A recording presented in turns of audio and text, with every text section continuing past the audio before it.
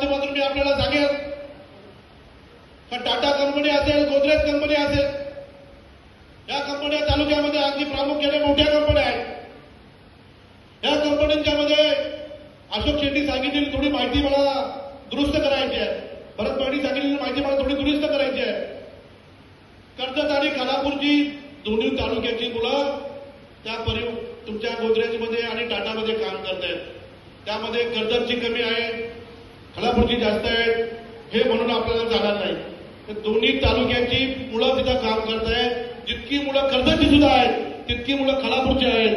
आणि त्या दोन्ही कंपन्यांमध्ये आपली पोरं, त्या पोरांचं शोषण केलं जातंय, आपल्या पोरांची पिळवणूक केली जाते, आपल्या मुलांचं रक्त पिलं जातंय.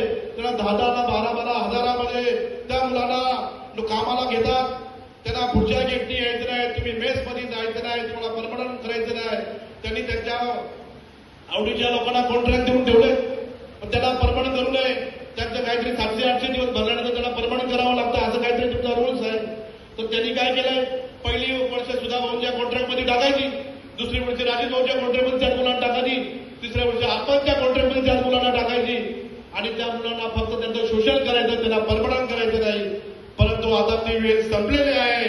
मी आपल्या सर्वांना सांगतोय, अंकितला आल्याला सांगितलं, अंकितला आज लाल कपडा घातलाय.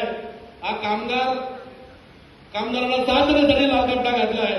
जोपर्यंत कामगारांना न्याय मिळत नाही, जोपर्यंत टाटा आणि गोदरेजला वल्लीवर आणत नाही, तोपर्यंत टाटा कंपनीचा आणि गोदरेज कंपनीचा लॉक उघडणार नाही, असं सुद्धा या ठिकाणी मी आपल्याला सांगतोय. बाईंनी सांगितल्याप्रमाणे 20,000हून अधिक लोकांना घेऊन आपण खालापूरमध्ये जाणार आहोत. त्यामध्ये खालापूरचे आपले काही मंडळी असतील, खोपूरची आपली मंडळी असतील. 25,000 ते 30,000चा मोर्चा आंदोलन आपण टाटाच्या गेटवर, गोदरेजच्या गेटवर करणार आहे. त्यानंतर आपण टाटाच्या गेटवर जाणार आहे.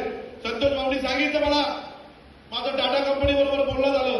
मी संतोष भाऊला सांगितलं, तुमचं जरी टाटा कंपनी बरोबर बोलणं झालं तोपर्यंत आमचं काही म्हणणं नसेल, परंतु टाटा कंपनीने पहिलं जितकी कर्जत आणि खालापूरची मुलं तिथं काम करतायत त्यांना पहिल्यांदा परमनंट केलं पाहिजे. जिथे परप्रांतीय, मी कुठल्या जातीचा उल्लेख करणार नाही, परप्रांतीय कॉन्ट्रॅक्टर आहेत, त्या कॉन्ट्रॅक्टर हटाव आपण पहिलं केलं पाहिजे आणि स्थानिकांना कॉन्ट्रॅक्ट दिलं पाहिजे. हे सुद्धा संतोष भाऊ यांनी केलं पाहिजे. त्यानंतर होणाऱ्या भरतीमध्ये 80% स्थानिकांना प्राधान्य दिलं पाहिजे. त्यानंतर येणारे उद्योगधंदे असतील त्यामध्ये 50% उद्योगधंद्यामध्ये स्थानिकांना प्राधान्य दिलं पाहिजे.